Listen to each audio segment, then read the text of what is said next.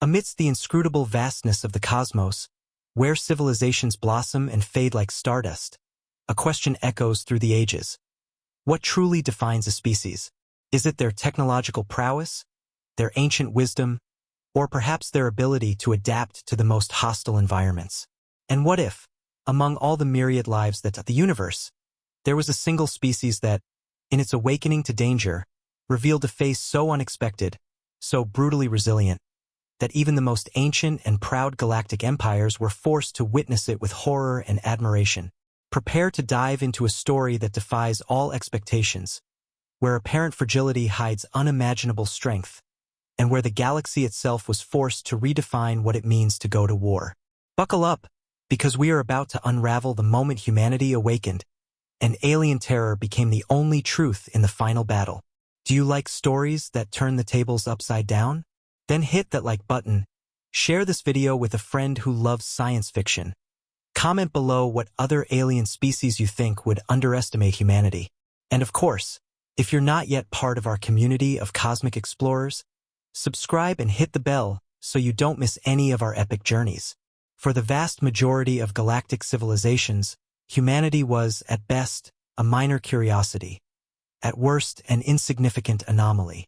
For millennia, while stellar empires rose and fell, while complex federations dictated the course of cosmic politics and grand trade routes snaked through distant nebulae, the small, bustling world of Terra and its inhabitants barely registered in the vast alien data archives. We were the newcomers, the juveniles, the noisy Terrans who had barely ventured beyond their own solar system. The idea that we would one day pose any kind of threat, or even be able to resist a truly organized force, was viewed with slight disdain, perhaps even a touch of benevolent amusement. The Vor, one of the oldest and most technologically advanced species in the galaxy, observed humans with a mixture of academic curiosity and paternalistic detachment. Their reports on Earth were full of paradoxes. A species capable of creating art of transcendent beauty and, at the same time, committing inexplicable atrocities against their own kind. They noted our tenacity in surviving natural catastrophes, but also our blatant inability to live in harmony. For the Vor, and for many other alien cultures, humanity was a fascinating puzzle, but ultimately predictable in its passion and its imperfect logic. No one, not even the most skeptical strategists, would dare predict what would happen when this apparent fragility was tested to its limit. There was an illusory peace, a cosmic tranquility that hung over the Milky Way. The great conflicts had ceased, borders were established, and diplomacy, or, in some cases, the mere demonstration of overwhelming power, maintained order. In this scenario of relative stability, humanity's rise from its planetary cradle seemed just another inevitable step in the evolution of intelligent life, an event that fit perfectly into the grand tapestry of galactic life, without promising major upheavals. The few human colonies scattered throughout nearby systems were seen as outposts of a developing species, perhaps one day capable of contributing something significant to the galactic community. No one imagined that this peace would be merely the calm before the most violent and incomprehensible storm the galaxy had ever witnessed. Cosmic naivety was about to be shattered. The illusion of peace shattered like crystal in the vacuum. Without warning, without prior diplomacy, a fleet that seemed drawn from the worst cosmic nightmares emerged from the depths of intergalactic space. It wasn't the Vor, nor any of the known federations. It was the Xylos, a species that had conquered and annexed countless star systems, whose technological advancements were legendary and their brutality unquestionable. They did not come to negotiate. They did not come to observe. They came to destroy and absorb, transforming planets into mere resources and civilizations into slaves. Their arrival was a terrifying spectacle. Motherships the size of small moons, escorted by swarms of fighters that blotted out the stars, appeared in our solar system. The first warnings were desperate reports from distant border stations, abruptly cut off by deafening interference. Soon, Earth's skies were filled with imposing silhouettes, blocking the sun, casting cold shadows over cities that, until then, had lived in an era of galactic innocence. Xylos technology was vast and overwhelming, equipped with weapons capable of reducing continents to ashes and impenetrable shields that mocked our most robust defenses. The power disparity was glaring. Our planetary defenses, designed to repel theoretical threats or small groups of space pirates, were useless against the Xylos fleet. Their energy beams sliced through our shields like butter. Their warheads pierced the layers of the atmosphere, and their landing craft vomited legions of mechanized warriors, each a walking fortress of metal and plasma. Intelligence reports from the Vor, who had previously viewed humanity as a curiosity, now expressed cold despair. "They are lost," intercepted transmissions said. "There is no way to resist. It is the end of a promising, but regrettably unprepared, species." The galaxy watched, not with sympathy, but with the resignation of those witnessing the inevitable. Many species had faced the Xylos before, and the result was always the same: annihilation or total subjugation. Humanity, with its rudimentary technology compared to the invaders, its internal divisions, and its short interstellar history, seemed an easy target, a ripe fruit ready to fall. No one expected a counterattack. No one expected resistance. Only the silence of surrender or the final scream of extinction. But what the Xylos, and indeed the entire galaxy, were about to discover was that humanity, under the threat of annihilation, had a threshold of pain and a survival instinct that no other species had comprehended. What they considered a weakness was, in fact, a dormant strength about to be awakened. The Xylos expected cries of surrender, not a roar of defiance. Their invasion doctrine was simple and effective: shock and awe, followed by the complete crushing of the will to resist. But with humanity, something was fundamentally different. What they considered to be the fragility of our species, our emotion, our individuality, our apparent lack of a hive mind, turned out, in fact, to be our greatest strength. The human survival instinct, when pushed to the abyss, transcended logic. When the first Xylos legions descended upon Earth's continents, they found resistance where they expected despair. It wasn't the organized resistance of a stellar fleet, but a myriad of battle foci, seemingly chaotic, yet with a ferocity the aliens had never witnessed. Civilian militias, disorganized armies, and even individuals armed with whatever they could find, emerged from the ruins, ignoring the overwhelming technological superiority of the enemy. For the Xylos, whose battle system was based on efficiency and hierarchical obedience, the sight of a human rushing towards an alien plasma tank with nothing but an assault rifle was inexplicable. It was irrational. It was savage. The initial reports from Xylos commanders to their superiors were filled with confusion. They don't surrender. There's no logic to their resistance. Their numbers are insignificant, their weapons rudimentary, yet they keep attacking. They expected a mass surrender after the first demonstrations of power. Instead, they witnessed acts of individual sacrifice bordering on insanity, where humans launched themselves against enemy shields, exploding civilian vehicles stuffed with explosives, or even self-immolating to bring down a single Xylos combatant. It was the awakening of the human beast, a phrase that began to circulate in alien communication channels with a mix of revulsion and an incipient fear. The turn didn't come from a new superpower weapon, but from the subversion of expectations. The Xylos were accustomed to opponents who calculated risks and surrendered when the odds were overwhelming. Humanity, however, operated with a different kind of math, the math of desperation and the protection of their own. If a Xylos teleportation gate appeared in a square, they expected panic and flight. Instead, they found the population defending themselves with whatever they had on hand, using the environment to their advantage in ways that alien strategists would never consider. Collapsing buildings were traps, sewers were infiltration routes, and panic itself, instead of paralyzing, transformed into a chaotic and unpredictable energy. What was supposed to be a quick and efficient conquest turned into a guerrilla nightmare, a million bleeding points that the Xylos didn't know how to staunch.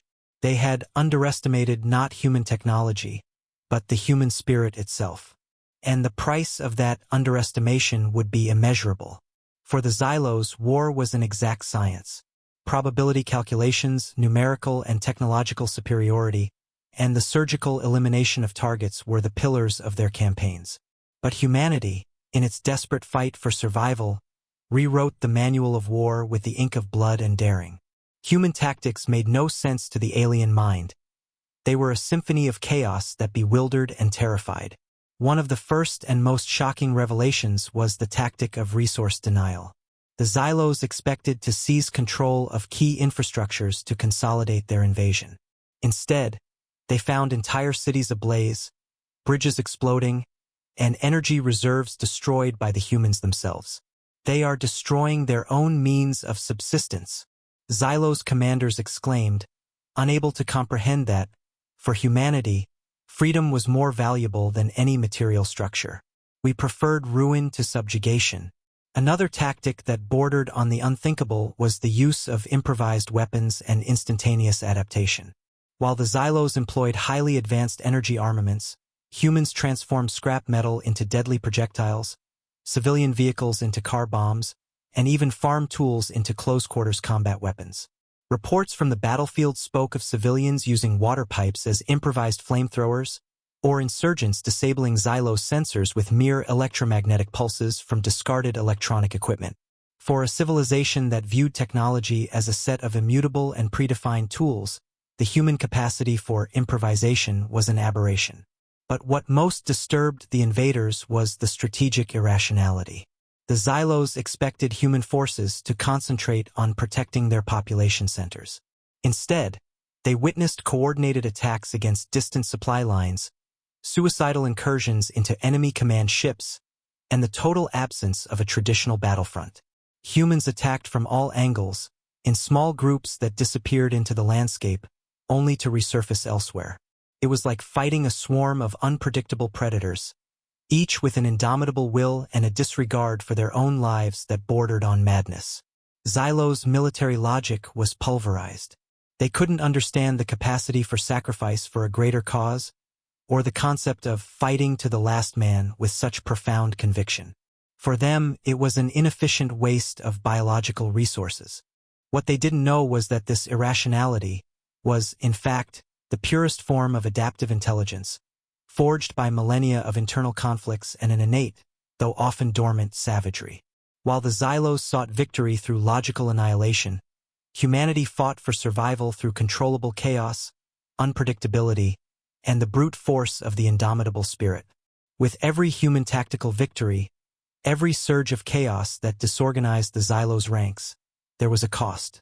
The human symphony of terror was not played without a high price in blood, sweat, and tears.